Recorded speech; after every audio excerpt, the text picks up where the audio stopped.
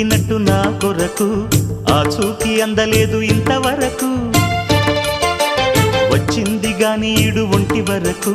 వేధించలేదు నన్ను జంట కొరకు చూశాక ఒక్కసారి ఇంత వెలుగు నా వంక రాను అంది కంటి కునుకు ఈ అల్లరి గారడి